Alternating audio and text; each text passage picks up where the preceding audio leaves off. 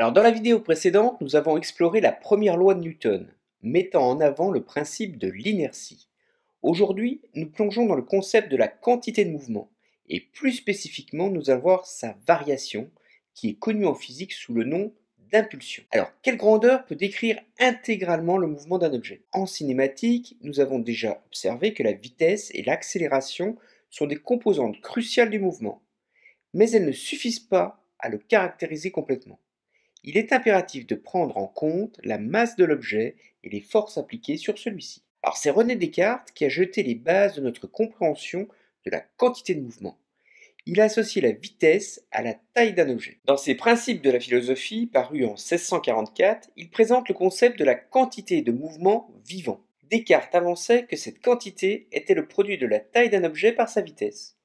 Alors bien que ces réflexions reposent davantage sur des raisonnements philosophiques que sur des preuves empiriques, il a intuitivement saisi que la masse et la vitesse d'un objet étaient centrales à la quantité de mouvement.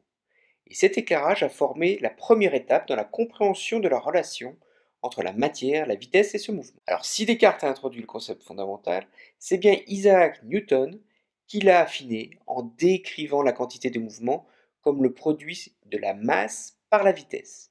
Newton a représenté cette quantité par la lettre P, avec pour unité le kilogramme mètre par seconde. Mais plus encore, à la différence de Descartes, il a caractérisé cette mesure comme étant vectorielle, ayant une direction alignée sur celle de la vitesse. Alors chez les anglo-saxons, cette quantité de mouvement a été baptisée momentum. Le terme s'est ensuite incrusté dans le langage quotidien, illustré par l'expression keep the momentum, traduisant l'idée de maintenir une lancée, une dynamique propulsive. L'image de la boule de neige prenant de l'ampleur en roulant, prenant de la vitesse dans sa course, est une parfaite métaphore de ce momentum, une symbolique de progression et de succès. Alors dans sa deuxième loi du mouvement, Newton a approfondi sa réflexion sur la quantité de mouvement. Il examine comment celle-ci change, notant cette variation par delta P, que l'on désigne couramment sous le terme d'impulsion.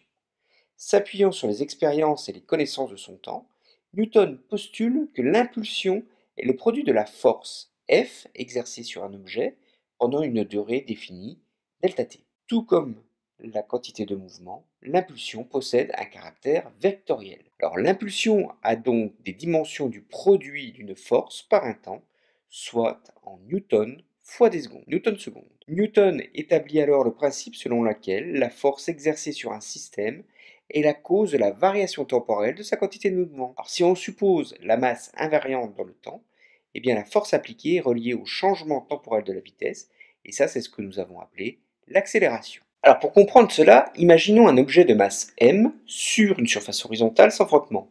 Si une personne exerce une force constante F sur cet objet pendant t secondes, l'impulsion acquise par l'objet serait égale à la force multipliée par le temps pendant lequel la force est appliquée.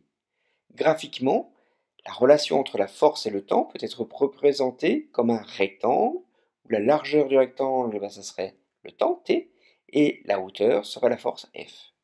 Et dans le contexte de la physique, l'air sous la courbe de cette fonction, la force en fonction du temps, eh bien cet air représente l'intégrale de la force par rapport au temps. L'impulsion, c'est donc l'intégration de la force appliquée à un objet au fil du temps. Alors la force peut varier dans le temps.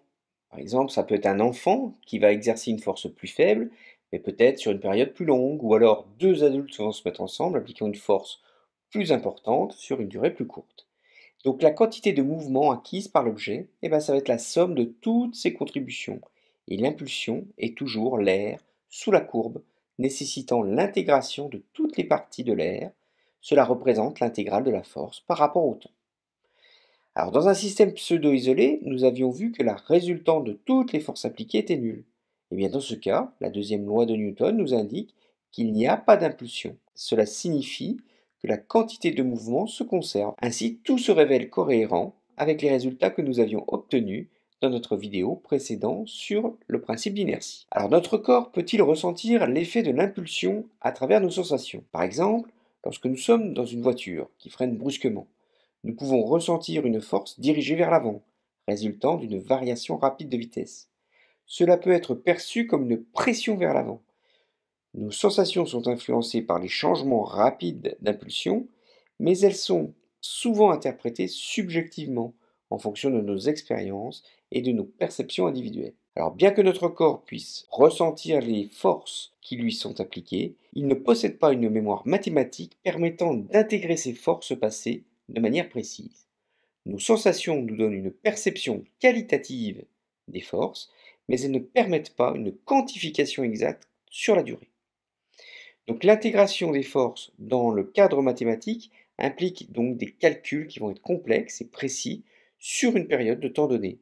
C'est ce processus mathématique qui nous permet de comprendre les effets cumulatifs des forces sur le mouvement d'un objet. Alors pour mieux comprendre la variation de la quantité de mouvement d'une unité, c'est-à-dire 1 newton seconde, prenons l'exemple d'une pomme. Imaginons que vous teniez une pomme rouge dans votre main. Cette pomme a une masse d'environ 100 grammes, 0,1 kg. Elle est immobile dans votre main, donc elle ne possède pas de quantité de mouvement. Maintenant, si vous lâchez cette pomme, elle va tomber vers le bas sous l'effet de la pesanteur. Donc la force de gravité sur la pomme est égale à sa masse, 0,1 kg, multipliée par l'accélération due à la gravité, environ 10 mètres par seconde carrée, soit 1 newton. En une seconde de chute libre, la pomme acquiert une impulsion de 1 newton seconde. Alors, dans le cours de mécanique des fluides, nous approfondirons la résistance de l'air, une composante que nous n'avons pas prise en compte ici. Toutefois, cette simplification nous permet d'obtenir une idée approximative de l'ordre de grandeur de la quantité de mouvement. Alors, la conservation de la quantité de mouvement est observable dans notre vie quotidienne. Par exemple, si vous marchez à une vitesse constante de 4 km/h, votre impulsion est d'environ 60 newtons seconde, c'est-à-dire pour une masse de 60 kg. Si vous roulez à vélo, cette fois-ci à 15 km/h, environ 4 mètres par seconde, avec une masse de 70 kg, votre impulsion sera de 280 newtons seconde. Alors au-delà d'une quantité de mouvement d'une centaine de newtons seconde, il est conseillé de se protéger. En vélo, en cas de choc, il est recommandé de porter un casque. Un bon casque homologué peut réduire l'impulsion lors d'un impact jusqu'à 1000 newtons seconde. En voiture, les impulsions sont beaucoup plus élevées.